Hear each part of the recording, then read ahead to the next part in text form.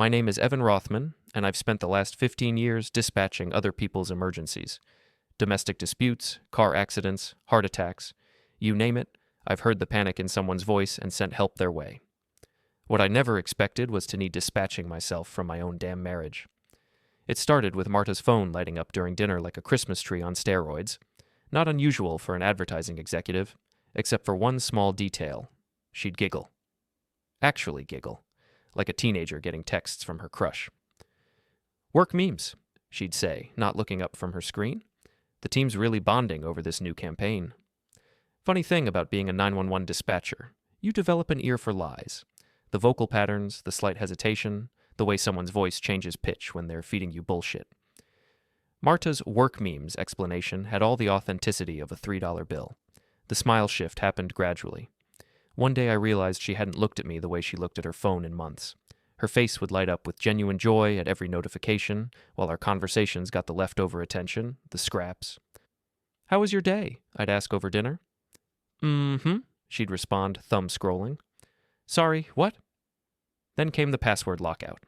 15 years of marriage, and suddenly every device in our house needed biometric locks and encrypted backups. Her laptop, her tablet, even her damn fitness tracker required a fingerprint I wasn't authorized to provide. "Privacy is important," she explained when I joked about Fort Knox having weaker security. "Everyone needs their own space." Space? Right. The kind of space that requires hiding your browser history from your husband. But here's what Marta didn't know about her dispatcher husband.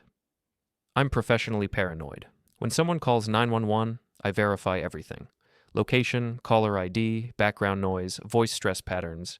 It's not nosiness. It's survival. Send a unit to the wrong address because you didn't double check, and someone dies. So when my wife started acting like a stranger in our own home, my dispatcher instincts kicked in. The breakthrough came on a Tuesday night. Marta had rushed upstairs to shower after work, leaving her phone on the kitchen counter. For the first time in weeks, it sat there unguarded, screen dark but not locked.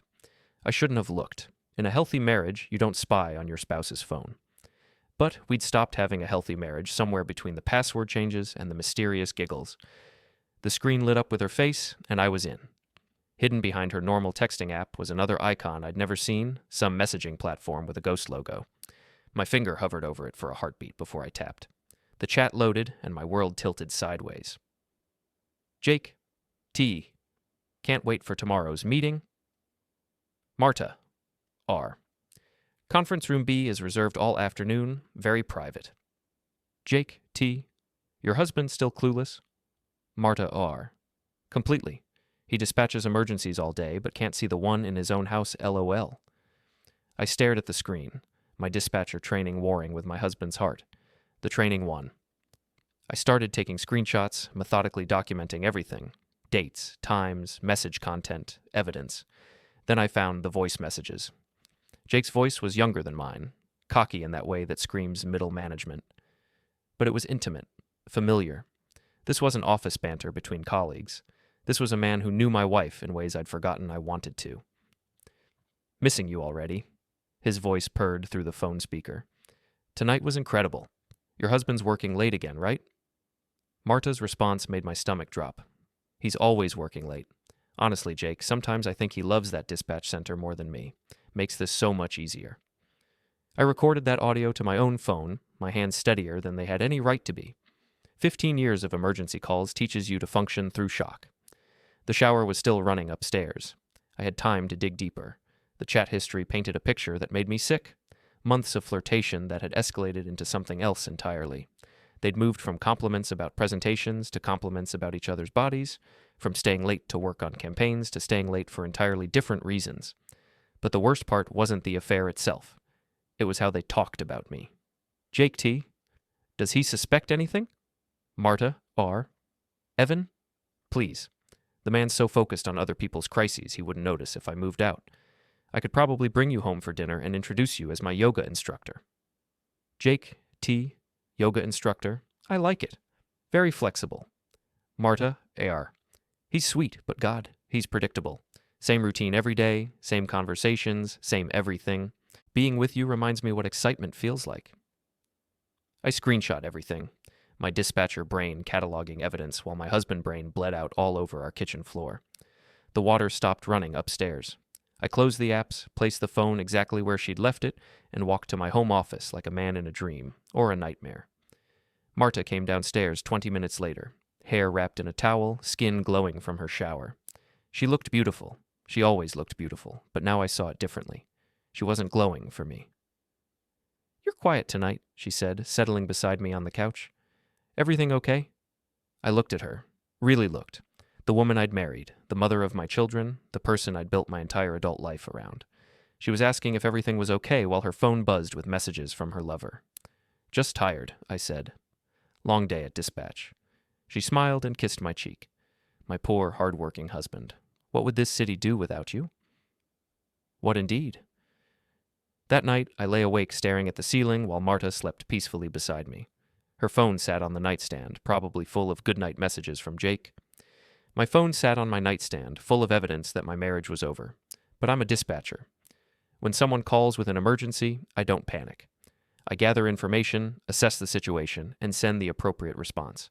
This was my emergency now, and I was going to handle it exactly like I'd been trained.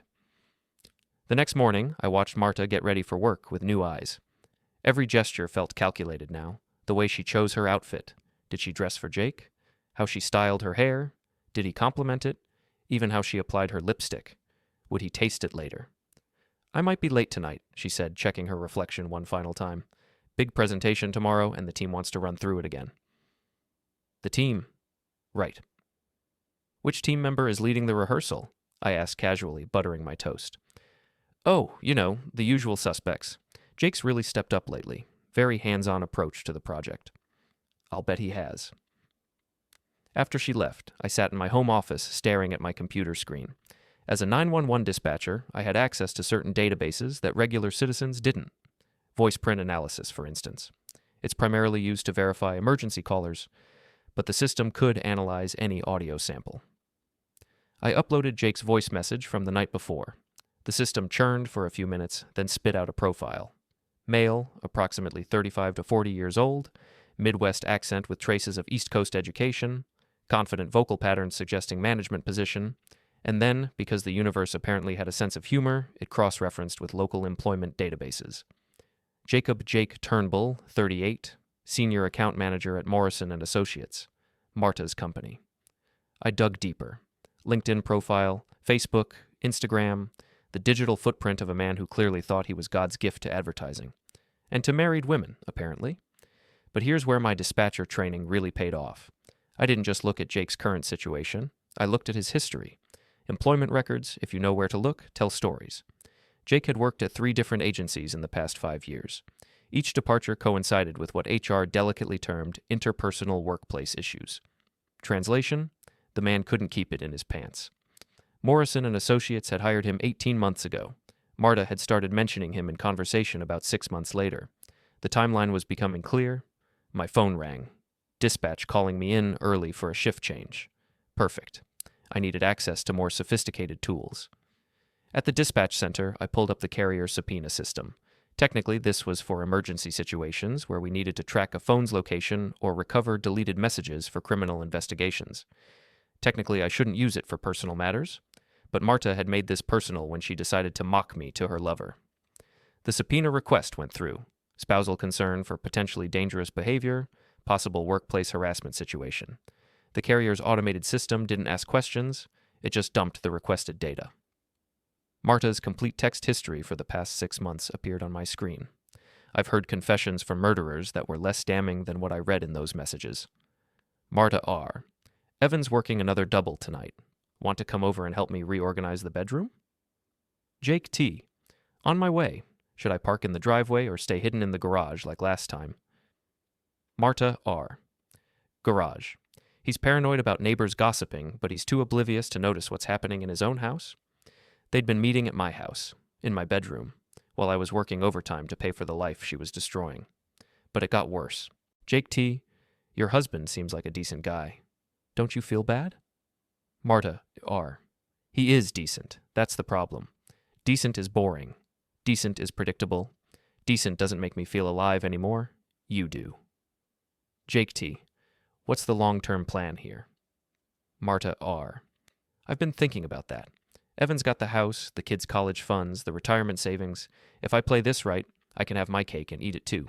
Stay married for the financial security. Keep you for the excitement. Jake T. And if he finds out?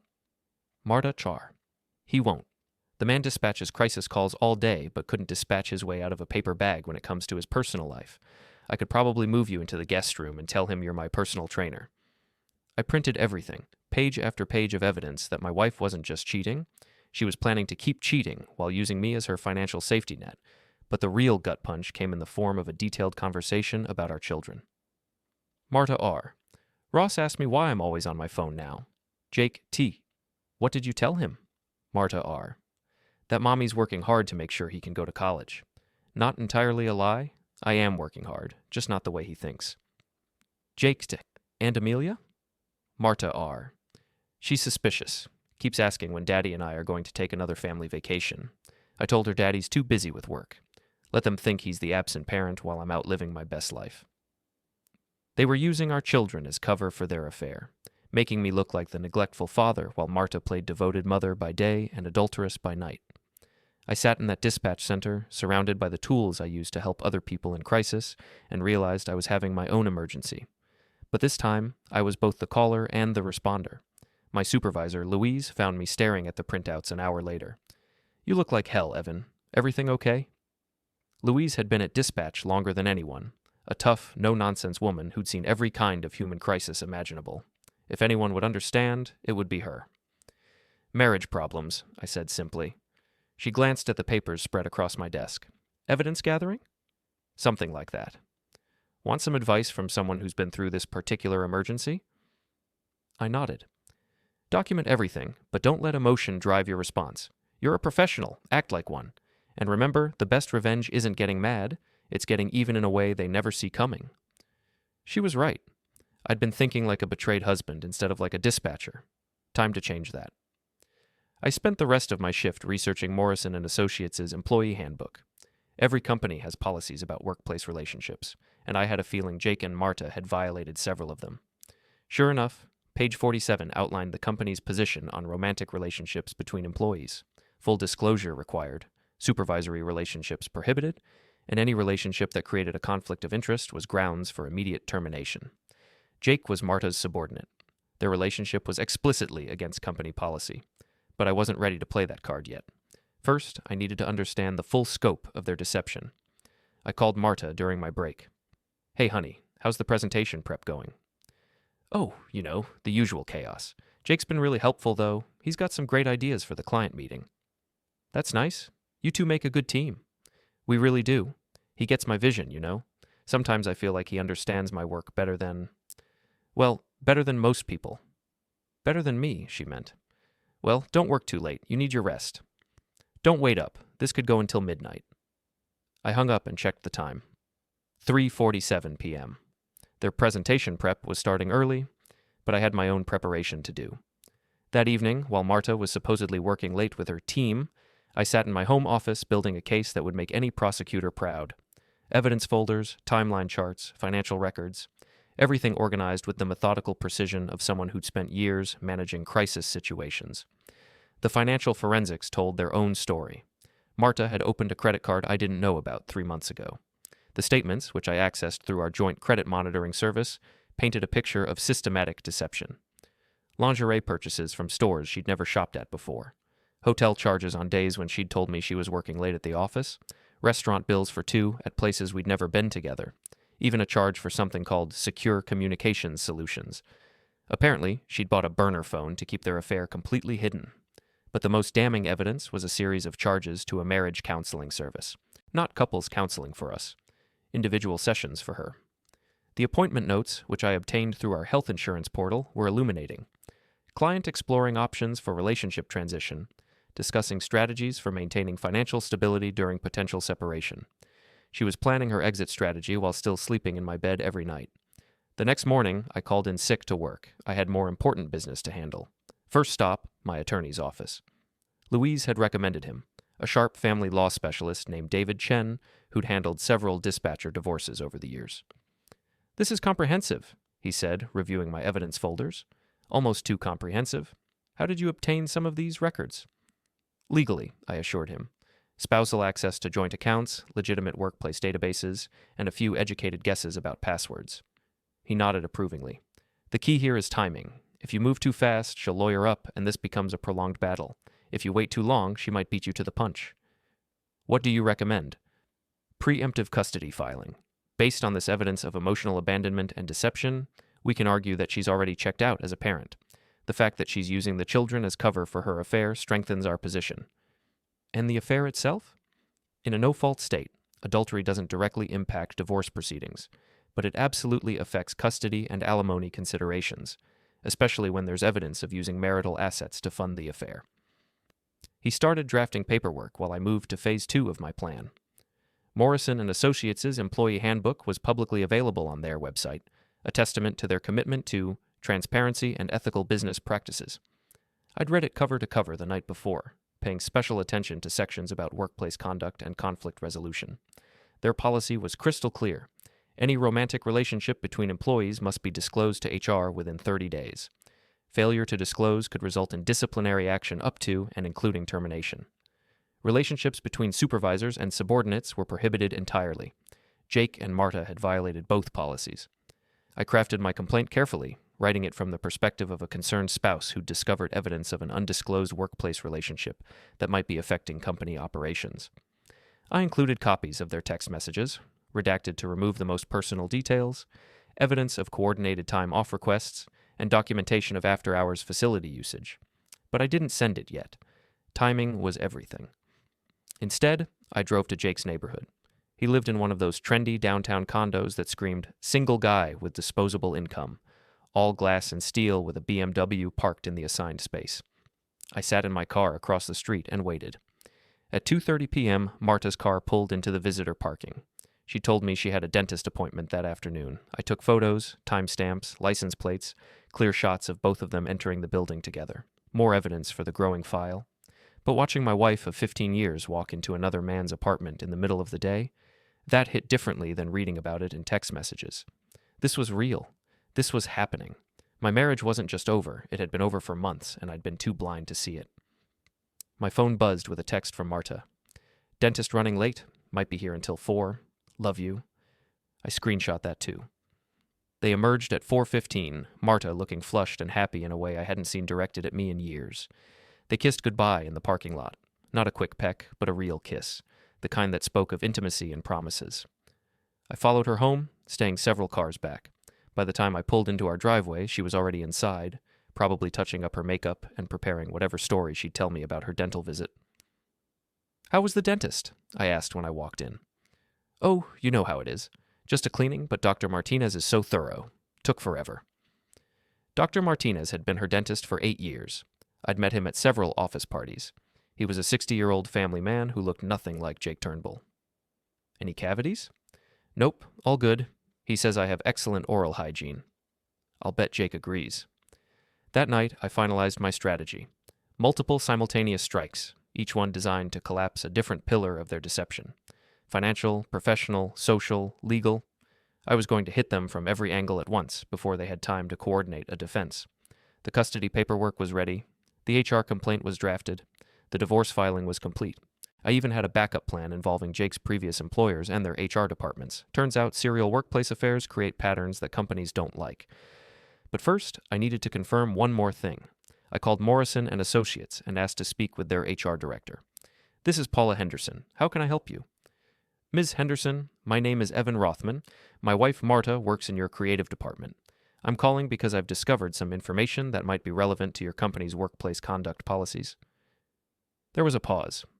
"What kind of information, Mr. Rothman?" "Evidence of an undisclosed romantic relationship between employees, including potential misuse of company resources and violation of your supervisory relationship guidelines." "I see. Can you come in tomorrow morning to discuss this formally?" "Absolutely. Should I bring documentation?" "Please do. And Mr. Rothman, this conversation is confidential until we complete our investigation." "Perfect." I hung up and called David Chen. "File everything tomorrow morning," I told him. "Custody petition, divorce papers, the whole package. I want them served simultaneously with the HR investigation." "Are you sure you want to move this aggressively? Once we pull this trigger, there's no going back." I looked around our living room, family photos on the mantel, Marta's reading glasses on the coffee table, the throw pillow she'd bought last month because it brought the room together, all the artifacts of a life we'd built together, a life she'd been systematically dismantling while I worked overtime to support it. "I'm sure," I said. "It's time to dispatch this emergency." The next morning, Marta left for work with a kiss on my cheek and a promise to try not to work too late tonight. I watched her drive away, knowing it would be the last normal morning we'd ever have. At 9 a.m. sharp, I walked into Morrison & Associates carrying a briefcase full of evidence. The lobby was all modern art and motivational posters about synergy and innovative solutions.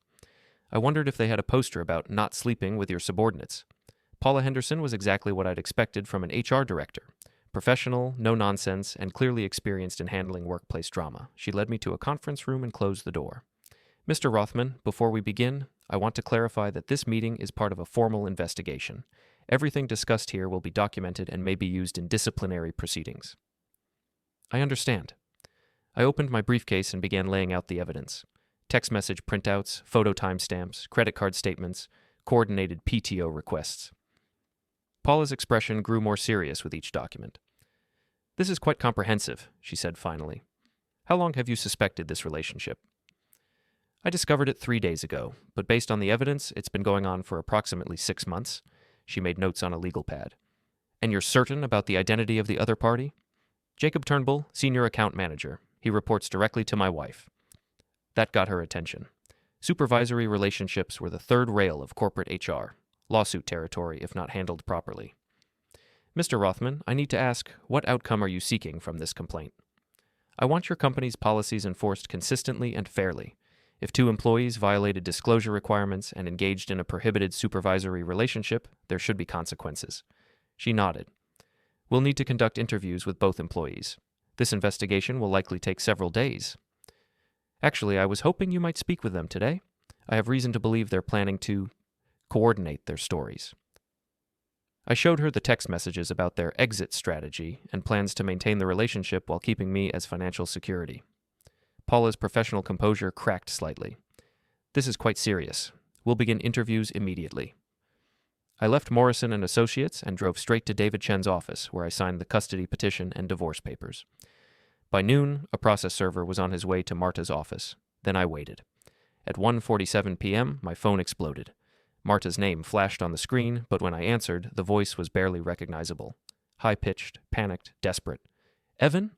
What the hell is going on? There's a process server here, and HR wants to see me about some investigation, and I don't understand what's happening." "Take a deep breath, Marta. We need to talk." "Talk? Talk? You had me served with divorce papers at my workplace. Do you have any idea how humiliating this is?" The irony was rich. She was worried about humiliation. "I'll be home at 6, I said calmly. "We can discuss everything then." "Don't you dare hang up on me! Evan! Evan!" I hung up. The next call came 20 minutes later. Jake's number, which I'd memorized from the phone records. "Mr. Rothman, this is Jake Turnbull. I think we need to talk." His cocky voice from the audio messages was gone, replaced by something much more nervous. "I don't think we do, Jake. I think you've said enough already. Look, I know this looks bad, but it's not what you think. Marta and I were just friends, colleagues. The HR thing is just a misunderstanding." "Is that what you told Paula Henderson? Because I have 6 months of text messages that suggest otherwise." Silence. "Jake? Still there? What do you want?" His voice was smaller now. "I want you to stay away from my wife, my children, and my house. Permanently." "And if I don't?" I smiled, even though he couldn't see it. "Then you'll find out exactly how resourceful a 911 dispatcher can be when someone threatens his family." I hung up on him, too. By 4 p.m., the neighborhood gossip network was in full swing. Our next-door neighbor, Mrs. Patterson, knocked on my door with a casserole and barely concealed curiosity.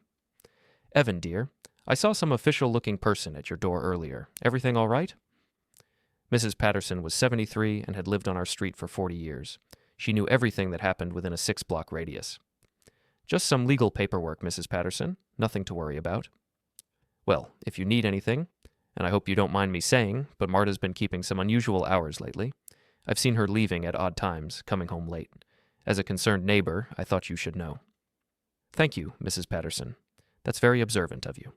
She leaned in conspiratorially. "Between you and me, I saw her with a man last Tuesday. getting into his car right in your driveway. I didn't recognize him. What did he look like? Younger than you. Fancy car. They seemed familiar. I filed that information away. Even the neighbors had noticed. At 5:30, I positioned myself in the living room with a clear view of the driveway. Marta's car appeared at 5:43, moving faster than usual. She slammed the door hard enough to rattle the windows. The front door burst open like she was responding to a fire alarm. "Evan, where are you? We need to talk right now."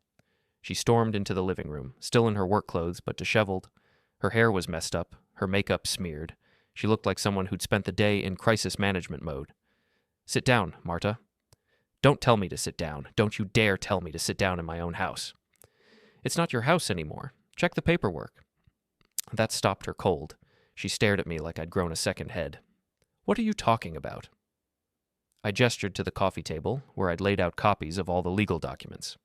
Divorce petition citing irreconcilable differences and adultery. Custody request based on evidence of parental abandonment and emotional neglect. And a restraining order preventing you from taking the children out of state. She grabbed the papers, scanning frantically. "This is insane. You can't do this." "Actually, I can. And I did." "Based on what? What evidence could you possibly have?" I picked up my phone and played one of Jake's voice messages. "Missing you already. Tonight was incredible. Your husband's working late again, right?" The color drained from her face. "Where did you get that?" "Your phone. Tuesday night, while you were in the shower, planning your next work meeting." She sank into the armchair, the legal papers scattered around her feet. "Evan, I can explain. Can you explain 6 months of text messages, hotel receipts, the secret credit card, your individual therapy sessions about relationship transition strategies?" Each revelation hit her like a physical blow. By the time I finished listing the evidence, she was crying. "It wasn't supposed to happen like this," she whispered. "How was it supposed to happen, Marta? You were going to keep Jake as your boyfriend while I funded your lifestyle indefinitely?" She looked up at me with red-rimmed eyes. "You don't understand. We grew apart. You're always working, always focused on other people's problems. I felt invisible in my own marriage. So you made yourself visible to Jake. He makes me feel alive again, young, desired. When's the last time you looked at me the way he does? When's the last time you gave me the chance? You've been emotionally checked out for months, and now I know why." She wiped her eyes, smearing her mascara further. "What happens now? Now you pack a bag and find somewhere else to stay while we sort this out. The kids will be home from school soon, and they don't need to see this. You can't kick me out of my own house. Read the restraining order. You can collect personal items, but you can't stay here overnight while the custody investigation is pending." "Where am I supposed to go?" I shrugged. "Jake's place seems popular lately." She flinched like I'd slapped her. We can't. His wife found out too?" "His wife?" "The HR investigation. They called her as part of the process. She kicked him out this afternoon." "So Jake was homeless too. How romantic." "That sounds like a you problem, Marta." She stared at me for a long moment, and I saw the exact instant she realized I wasn't the same man she'd married. The pushover who worked overtime while she played house with her lover was gone, replaced by someone who'd learned to fight back. "I never meant to hurt you," she said quietly. "Yes, you did. Every text message, every lie, every night you came home from his bed to mine. You meant all of it. You just didn't mean to get caught." She gathered the legal papers and stood up slowly. "The kids are going to ask questions. Tell them the truth, that Mommy made some bad choices and now there are consequences. They'll hate me. That's not my problem anymore." She walked toward the stairs, then turned back. 15 years, Evan. Doesn't that mean anything to you?" I looked at her, really looked at her, one last time. It meant everything to me. That's why this hurts so much. She packed 2 suitcases and left without saying goodbye. I watched her drive away, then called Louise at dispatch. "It's done," I told her. "How do you feel?" "Like I just dispatched the biggest emergency of my life." "And?" "And now I can finally breathe again." 2 weeks later, the full scope of the damage became clear. Morrison and Associates had terminated both Marta and Jake for policy violations, and word had spread through the tight-knit advertising community like wildfire.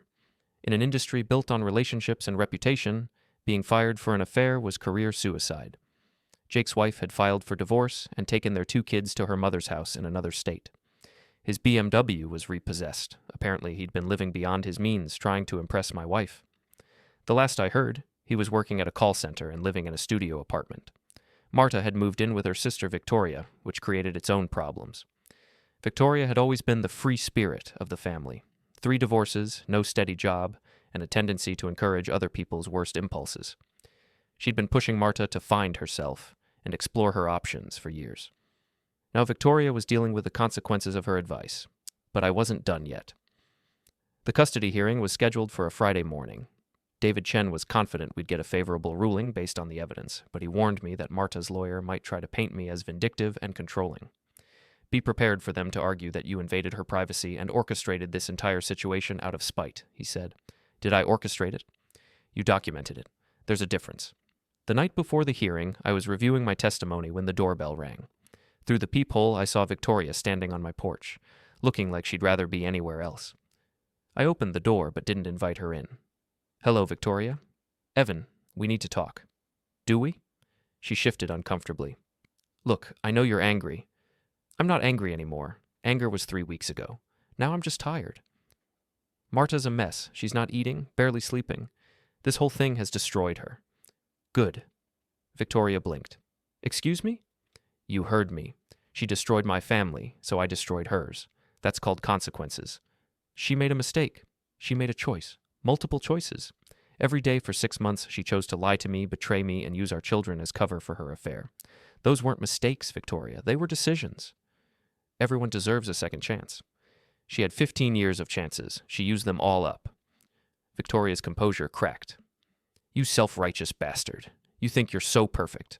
You worked all the time, never paid attention to her, took her for granted. Is that what she told you? She didn't have to tell me anything. I saw how you treated her, like a roommate, not a wife. I stepped onto the porch, forcing Victoria to back up. Let me tell you what I saw, Victoria.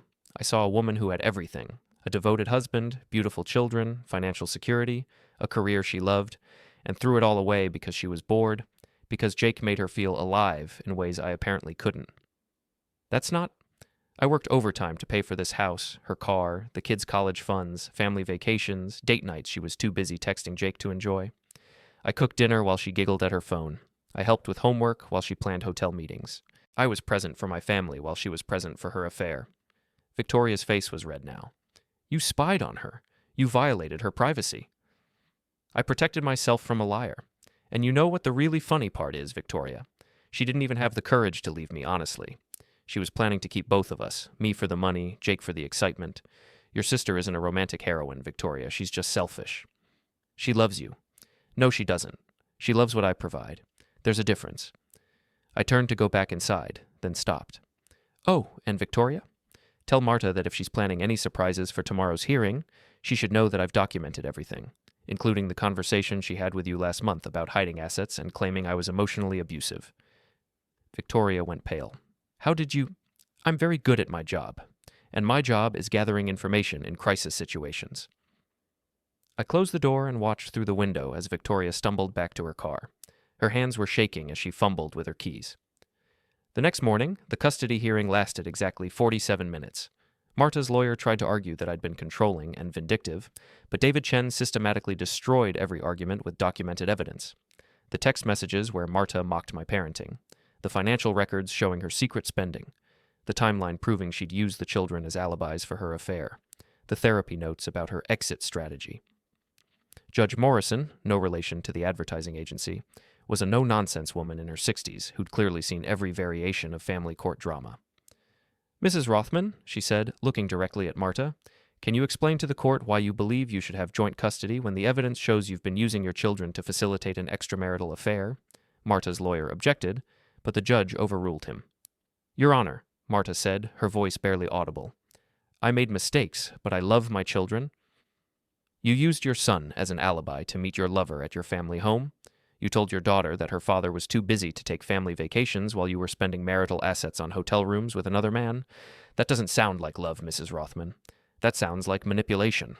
The final ruling was everything David had hoped for.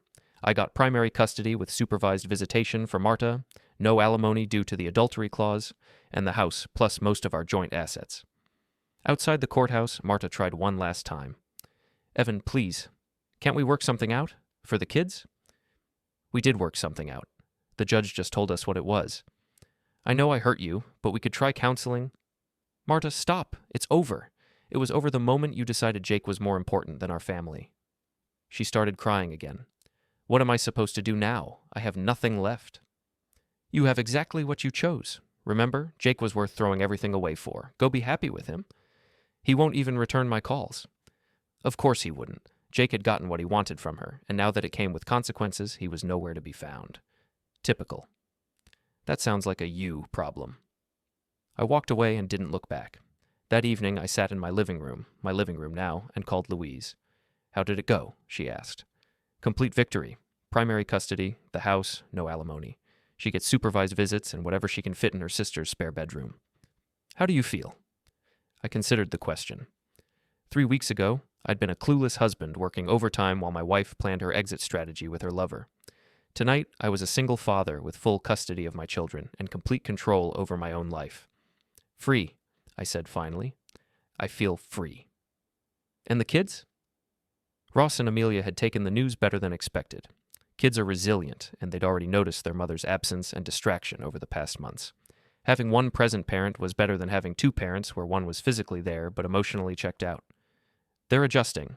Ross asked me yesterday if Mommy was coming back, and I told him the truth, that Mommy made some bad choices, and now she has to live somewhere else for a while.